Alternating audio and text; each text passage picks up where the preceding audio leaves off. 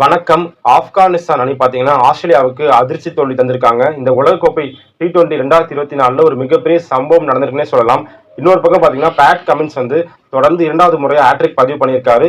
இது எல்லாமே நடந்தது ஒரே மேட்ச்ல தான். ஆப்கானிஸ்தான் அணி 2023 50 வேர்ல்டு கப்ல தோத்ததுக்கு சரியான ரிவெஞ்ச் கொடுத்திருக்காங்க. வாங்க என்ன நடந்துச்சு அப்படின்னு பார்க்கலாம். அதாவது சூப்பர் 8 சுற்றுல ஆஸ்திரேலியா மற்றும் ஆப்கானிஸ்தான் அணிகள் செயின்ட் வின்சென்ட் கிரிக்கெட் மைதானத்தில் மோதிருக்காங்க. டாஸ் வின் பண்ண ஆஸ்திரேலியா முதல்ல பந்து வீச்சை தேர்வு பண்ணாங்க. ஆப்கானிஸ்தான் அணியின் பேட்டிங் ரொம்ப சிறப்பாகவே இருந்தது. ஓப்பனிங் பார்ட்னர்ஷிப் பொறுமையா அடிச்சாலுமே 16 ஓவரில் 120 ரன் கிட்ட ஓப்பனிங் பார்ட்னர்ஷிப் அடிச்சாங்க. இப்ராஹிம் ஜட்ரான், ரஹ்மன் குர்பாஸ் 2 பேருமே அரை சதம் அடிச்சு அவுட் ஆக, அதுக்கப்புறம் ஆஸ்திரேலியா பார்த்தீங்கன்னா கடைசி 4 ஓவரில் ஆப்கானிஸ்தான் அணியை ரன் வேட்டையை கட்டுப்படுத்திட்டாங்க. ஆப்கானிஸ்தான் அணி 20 ஓவர் முடிவில் 148 ரன் எடுத்தாங்க, 6 விக்கெட் இழப்பிற்கு.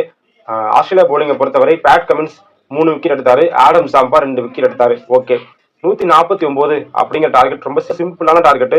அதுவும் ஆஸ்திரேலியா மாதிரி ஒரு டீமுக்கு, டிஃபெண்டிங் சாம்பியன் வேற.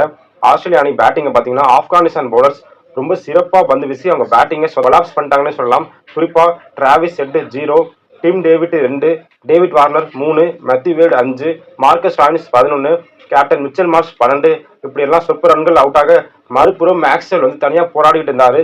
அவரு அரை சதம் அடிச்சாரு. அவரும் அரை சதம் அடிச்சு அவுட் ஆனதுக்கு அப்புறம் ஆஸ்திரேலியா அணி மெல்ல மெல்ல தோல்வியை நோக்கி போனாங்க, தோல்வியை சந்தித்தாங்க.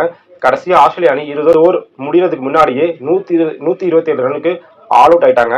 ஆப்கானிஸ்தான் பவுலிங்கை பார்த்தீங்கன்னா குல்புடின் நைப் ரொம்ப அருமையா பந்து வீசினாரு, 4 விக்கெட் எடுத்தாரு.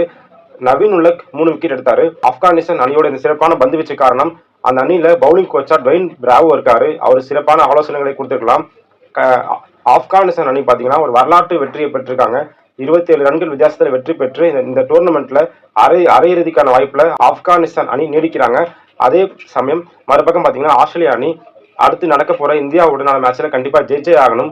அப்படி அவங்க இந்தியா கூட போற போட்டியில தோத்துட்டாங்கன்னா ஆஸ்திரேலியா அணி அரையிறுதி போகும் வாய்ப்பை இழந்துருவாங்க. ஆப்கானிஸ்தான் அணிக்கு அடுத்த மேட்ச் பங்களாதேஷ் கூட மோத போறாங்க என்பது குறிப்பிடத்தக்கது. இந்த போட்டியோட சிறந்த வீரராக குல்புடின் நைப் தேர்வு செய்யப்பட்டார். நாங்கள் இந்த T20 உலகக்கோப்பை கிரிக்கெட்டுக்காக பல வீடியோஸ் போட்டுட்ருக்கோம். நீங்கள் சப்போர்ட் பண்ணுங்கள். இந்த வீடியோ முழுசாக பார்த்ததுக்கு ரொம்ப நன்றி. தேங்க்யூ.